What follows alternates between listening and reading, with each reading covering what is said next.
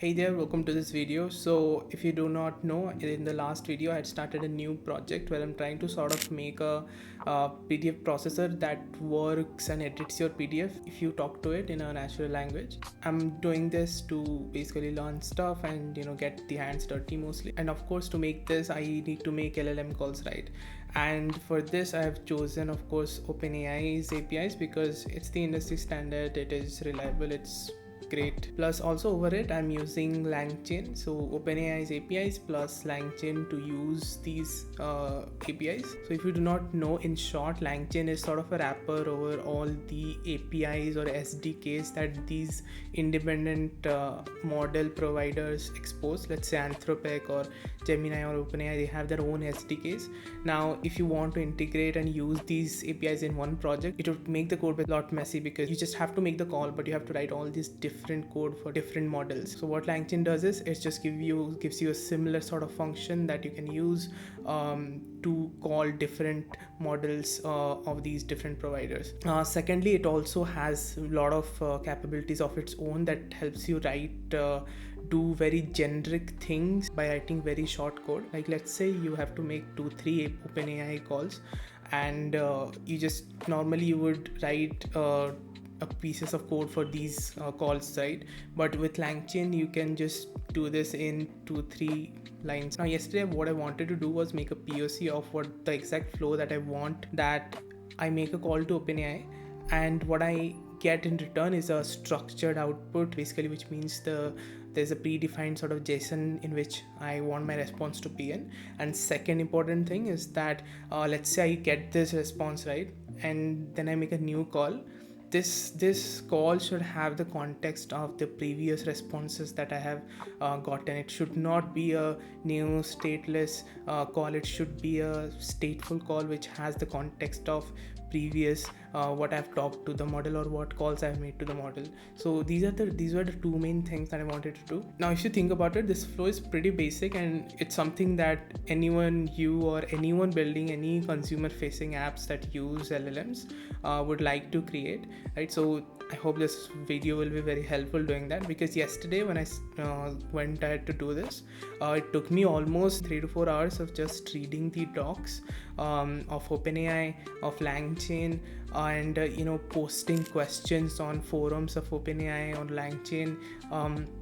There are some things that I wanted to do that I found on some Reddit thread and some GitHub comments. So the thing is that the OpenAI docs are pretty clear, right? If I just wanted to use OpenAI's APIs, it would have been just straightforward. But because I wanted to use Langchain on top of it, now how do you go about this is that, let's say I wanted to build this thing, right? So what I do is that first thing is that I see in OpenAI's APIs that does this functionality exist. And once it exists, the second thing I need to do is okay, how do I use it using Langchain? So it sucked a lot doing this, but now I have a good idea of basically what OpenAI offers and how to use these things with Langchain, because the Langchain docs are pretty clear most of the time. Like mostly it's clear, but there are some things that you need to do which are not clearly and in a straightforward I mentioned in the doc. So you need to sort of find that thing how to do, and I understand that after getting the solution, that if I would have been using the package since a good amount of time, I would know the small quirks, because these are things like this is a prop you pass, or this is a key value pair that you don't pass here, you pass it here and it works. This is then there is some OpenAI functionality which is not directly shown in Langchain docs how to use it, but it works if you use it this way, right? So there are certain things like that which I spent a good amount of time figuring out because I'm new to this, but I don't want you to do the same thing. It's just that's why I'm making this video. So after you watch this video, what should be clear is what basically OpenAI offers, how should you think about it when using Langchain, and I'll show you what the piece of code that makes it all work. It's a very short piece of code, but it took a fair amount of just searching things and figuring things out. So I want to show you the exact flow that I mentioned, that I call OpenAI's APIs using Langchain. I get my responses in a structured manner, and the next calls I make have the context, have the memory of the previous responses or previous things I've talked about to the model. That is one. And second thing, I'll also show you that let's say you don't want the structured output, or you just want text output. How do you just get that using these things? So, and we are using, and I'll be using the latest thing that OpenAI offers, not the chat.create.completions, that thing. It's the new responses API. So yeah, let's get into this video. So this is the main API reference page of OpenAI. So if you see, go very down, you'll see this one, chat completions. So this was the earlier way of using OpenAI. If you see, open any sort of blog or anything, this is how people have been using the OpenAI's API, by using this chat completions API. But now it is recommended to use this responses API, which is the new evolution of APIs provided by OpenAI. So we'll get started using that. So in responses API, so this is the main thing probably you'd use to get the responses. Here the main API is this one, the create a model response API. This is something you can read up on it. I think the main two classes for textual generation using OpenAI functionalities you'll know by getting into responses and conversations. Once you read it, you'll have a good idea of what OpenAI offers. These two are the main things. So basically here there are APIs to create a response where you will get the response something like this, in such a format where you'll have this output inside which you'll have your there should be a text key somewhere. Yes, so this is your output basically. And what else, you get this metadata of what all you have used. We'll see all this in a demo. One important thing is, if you get a response, you have a response ID attached to that response, unique to it. So this is in this example's case, it always starts with resp underscore. This is you can use this to use multiple things. Let's say you want to retrieve some response using this ID, you can use this get model response APIs. So based on this ID, a lot of functionalities APIs they have exposed. Now this is one thing. And if you want to see the response object in details, they have also mentioned this part of the API where it shows how the response object looks exactly, and what all key value pairs it can send you back, right? This is one thing. Now coming to conversations, right? Now conversations, what it is that it's you can kind of think it as a collection of responses or collection of messages you would that you can store if you want to use them as a history or context for your next sort of messages. This is my windsurf, right? So there are multiple chats in my windsurf, right? So this is one chat. So let's say I'm making windsurf, these are my message responses. Now this is my response, one response, this is my another response, right? So I'll store all these responses in one conversation, right? Let's say user deletes a response, right? I'll delete that response from this list of conversation, right? Because this is the conversation user is having, and they don't want this response to be part of it when they make another request, right? They want to forget something, and I want to use this conversation as a context for that response call. So we'll maintain this conversation sort of. So that's why they have exposed this conversation API. And if you see, you can create a conversation, you'll get a new ID attached to it. Like in response, we have a unique ID. Every conversation has a unique ID. Now it will be very easier if you think like this. Let's say user taps on a plus icon to create a new chat, you will create a new conversation. Then the responses and whatever they talk into it will be new items that you insert into that conversation. I think that would make more sense. You have created a conversation, there are APIs to retrieve the conversation using that conversation ID. You can create items in it. So let's say this one is an important one. Like let's say I have a new response, right? I want to store that response in it. So you use this API to store it, right? You send this sort of items array where you are telling, okay, these are the messages, this is the text in it I want to store, please store it, right?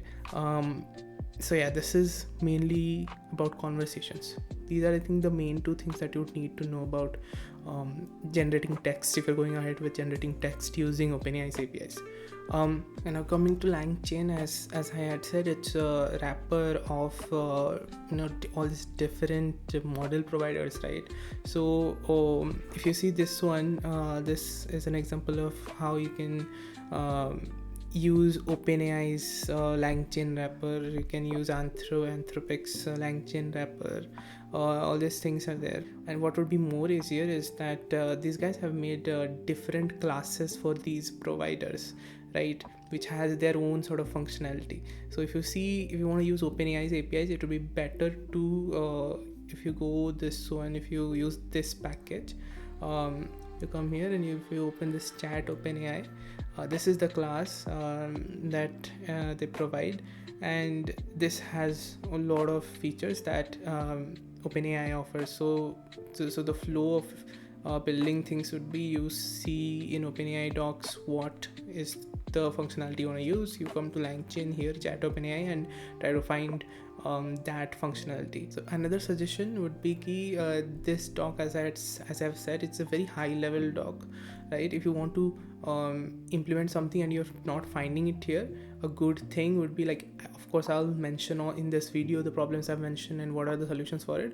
but if let's say there is something that you want that I've not covered here, which might be the case, you can open this ChatOpenAI. It's a more in-depth sort of doc which will tell you what all attributes, what are methods are there in this thing which you can use, right? Because this doc which I had seen at first, it's not that deep, right? It sort of tells you on a high level what you need to do, but to get deep inside and to explore all the capabilities, you can refer to this doc, which is nice. Okay, so now let's see the code once. Another cool thing about Langchain and why it is exactly called a Langchain is that it lets you change stuff. So let's say a prompt, normally you just write a prompt, your prompt would be a string, right? But for prompts also they have classes like this, we're importing it, and this like this chat prompt template and this ChatOpenAI which I'm putting from here, these are called runnables, runnable classes in the language, in the paradigm of Langchain. What this runnable means is that you can run them, you can invoke them, right? They have this common function called dot invoke, which you can use on these sort of classes, right? And how that helps is that because these have this common function, you can now change these things. So let's say this is the prompt I have defined here, right? Like chat prompt template from messages. So here I've also left a variable. So you have taken this prompt, then you just put this pipe operator and you have this LLM. That's it. This is all you need to just trigger this prompt and get the response back. Just this small line. This is where Langchain's magic comes in, right? So how do you invoke this? How do you because this is a runnable, this is a runnable, now this is also a runnable, right? So you can just do dot invoke here and pass in this user message, meaning key this variable that I had left, right? Now if you if you would have used a normal prompt, it would just be a string, constant string, right? Now this gives you a flexibility of user message being changed every single time, right? So which is cool. So when you do dot invoke, what happens is that internally every this thing gets passed into this, it's dot invoke is run internally, then with the response of this, which will be the basically updated prompt where this user message is attached to this whole prompt, and after this this LLM's dot invoke will be called and you will basically get the response, right? So this is something in a very sort of high level manner how Langchain is called Langchain and how it works and helps and makes the code really, really short. Because if you think about it, if you would have just used OpenAI is own SDK or just normal post API, this would be in another 2-3 lines to just make the call, right? So it just happens internally. And you can change this, like I can put multiple, like let's say I want to call Gemini, I'll call some Gemini's LLM here, and it will be just one line of just chains after chains. So this is mostly what you need to do text generation functions using OpenAI and Langchain, or sort of a basic idea of how things work and how to go about it. Now let's go to the first thing, right? How do you get structured response using these responses API of ChatOpenAI and Langchain over it? So of course the first thing is that you'd go and see the OpenAI. How does this offer you to use this feature, right? So if you see the docs of OpenAI for structured response, you will see there is this text format key that you pass, and you assign it a agentic class, right? So what will happen is that the response of it will automatically be parsed in such a way, and you'll get a response where the JSON sort of looks in this format. Right now, second step is like, how do I do it with Langchain, right? So you open up Langchain docs, and here if you see the structured output and tool calls, it has shown here the example of structured output with tool calls. So it's using this bind tools and all of these things. So if you do not know what bind tools is, it's mainly just based on the response what you get, you will call this function that you're passing it to. It will automatically get called, something like this, right? So whatever, coming to our topic is that I did not want to use this bind tools, right? So I just want to use the basic structured functionality, right? So that was my thing, like how do I do that? And if you see in this page, there is nothing about it. So then I just started reading some GitHub comment, and this Reddit thread was pretty helpful. So the question was basically Langchain structured output versus OpenAI structured output. So OpenAI has this functionality, right, where it is something OpenAI is providing on its own. It's on the model level, right?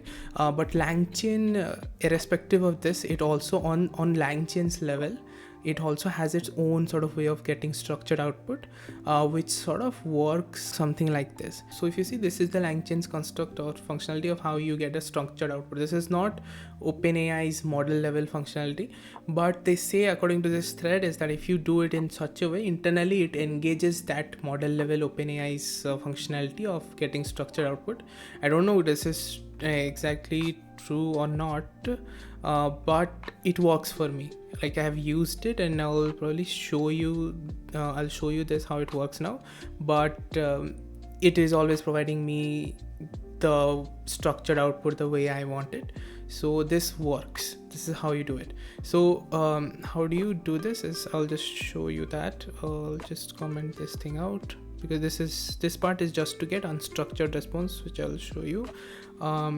So if you see this one, so here I have my prompt where I've said it, multiple things, and how I want you to create this response based on what.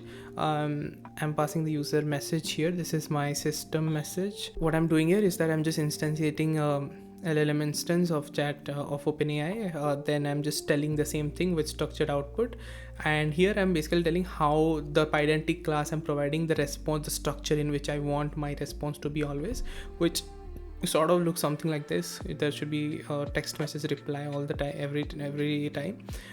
There should be this boolean, there should be this workflow, which is optional though, right? So I want my response to be in this way. I'm using this JSON underscore schema as I had seen on that thread, and then I'm just chaining these things, and you can ignore this. We'll get to this in the next in some time, but just doing this will also work.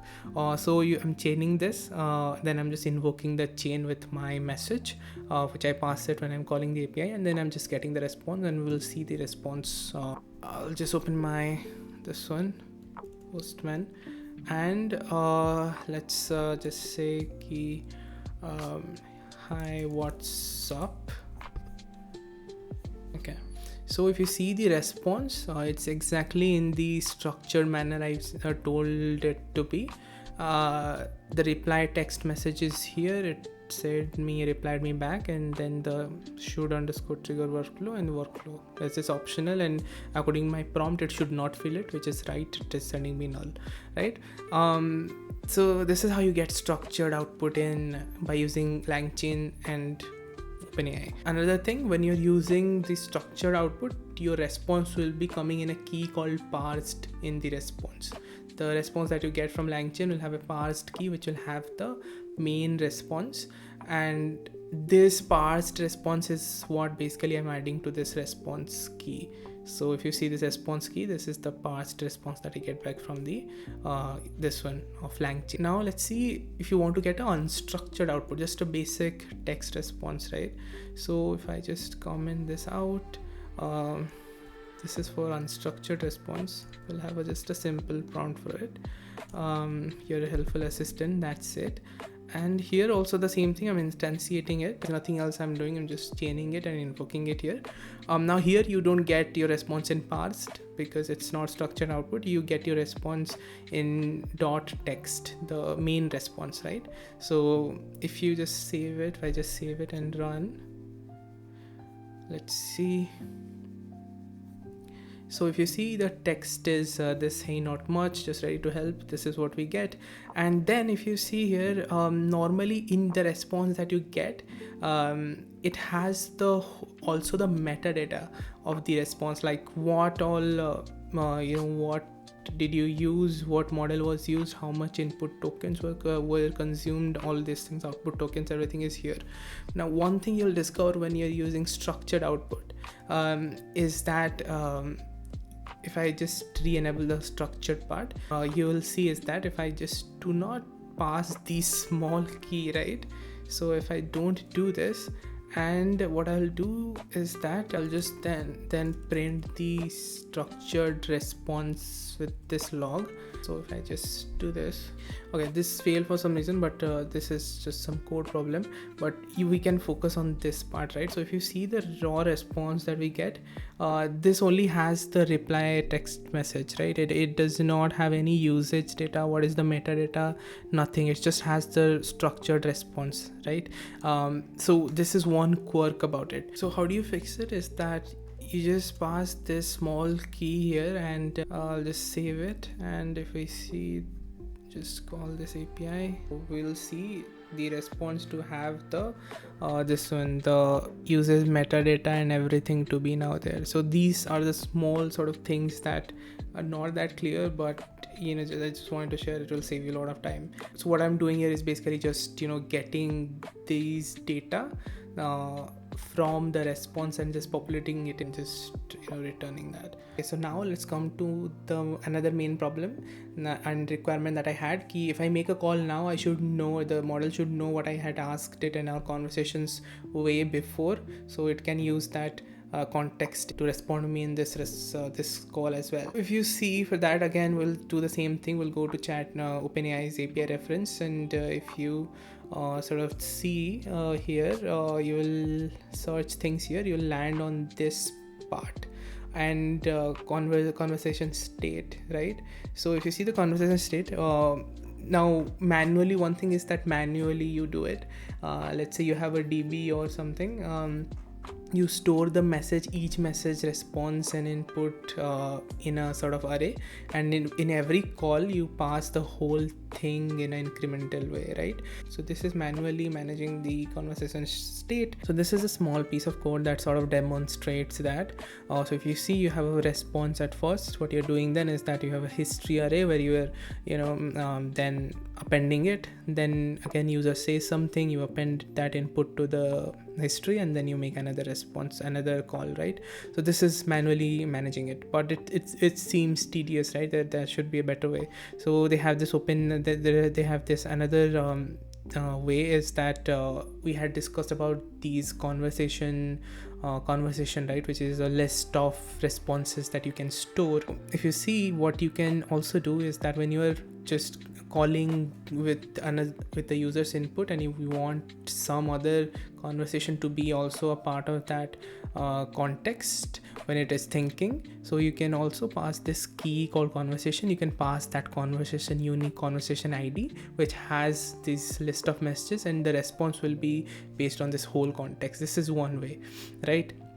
Now second way is also that there is another key called previous response ID, right? So if you see this one, what it is doing is that you have, let's say, first response, then when you are making the next response, you can just attach it the previous response's unique ID to this key, then it will have the context of the previous response. Now if you think about it, ideally you would think, okay, you are just passing the response ID of the previous response. That would mean ki it will only have the context of the last response, right? I was also thinking like that, but then I found this thread on the OpenAI's forum. So this comment was really nice and got me testing this as well. So what they did here is that, let's say in the first call they told the model to remember something. In the next call they passed the response of the previous call, but they did not ask it what they had told the model to remember. But on the third call, they actually asked ki tell me what I remember, but they did not pass the response ID of the first call. They passed the response ID of the second call, and it remembered actually what they said in the first call, right? Even if the response ID was not of that call, right? So what this means is that it is somehow chaining it inside it. So if you also read it, they say that the parameter lets you chain responses and creates threaded conversation, which is pretty nice and useful. This is something I went ahead and built and also tried, and I'll show you now how it works. So if you see Langchain, then of course now we have seen the OpenAI's functionality. We'll now see how in Langchain we can implement it. So just search this previous response ID, will land somewhere here, and I did not find how to pass this conversation thing here, but I did found this previous ID way using Langchain. So when you're invoking, you just have to pass this here. They use this on the invoke call, right? So using this, I also went ahead and at first what I did was this previous ID assignment I was doing here, right? Because it would, as a beginner you would think like that, right? On the invoke call you have to do it, but this did not work for me. But then after struggling for a bit and figuring out, I thought maybe it will work if I somehow figure out to use it on the LLM only. It's a LLM thing. It should not be part of the whole chain. The prompt does not care about it. It should be part of the LLM. Then I figured out, okay, when you have a chain and you just need to pass one KV or one prop to some part of that, some entity in that chain, what you need to do is you need to bind it to that thing. So after I did this, then it actually started working. Let's see how it works, right? So I'll just, to make things much simpler, I will use this just simple response, right? Simple text response, where I just say that you are a helpful assistant. And what I will do is I'll pass the previous response ID in my calls, right? So if we see it, so let me just tell it something. Hi, I am Soumya, and I have a pencil and laptop in my home, right? So previous ID, I'll just keep it empty. I'll not pass it anything. It is the first call, right? So I'll just call it, nice to meet you. You've mentioned you have a pencil and laptop at home. How can I help? All these things, random things, right? So this is there. Now this should have a response ID, right? So if we see the response ID, this is the response ID of it. I'll just copy it and I'll make another call now. I'll use this response ID, pass this previous response ID. I'll just do ask something else, right? Let's say where do you think you are, right? I'll just ask this. So what I want to show you is that even if you don't pass it, just the previous response ID. If you just keep chaining it, it will have the context, right? So if I see I don't have a physical body or location, just something random, right? Unrelated to this. So what I will do is that, so this response ID was the response ID of where I told it to remember the pencil and all these things, right? So now I'll replace this response ID with this response ID. So what you're doing is we are sort of chaining it, right? So this is the new response ID where it just has some random answer to some random question, nothing related to the first response, right? So this is it, and I will now ask it, hey, do you remember what I have in my home. And let's see. Yes, in this chat you said you have a pencil and laptop at home, so it remembers, right? So even if it don't pass that exact response ID, it remembers because it is chaining internally, right? So yeah, so this is sort of a demonstration of how have you can use this previous response ID and sort of have this context running, this conversation like thing running when you're building features, which is pretty basic thing that you would want to build if you're building something for a user. That's all, and I hope this video helps you get you up to speed, because I've learned a lot while figuring things out this way. And if you have anything to say, you can just drop in comments. I will see you in the next video, and the next video will mostly be the second video of the project that I've started, and yeah, we'll see what is going on. Until then, just keep building.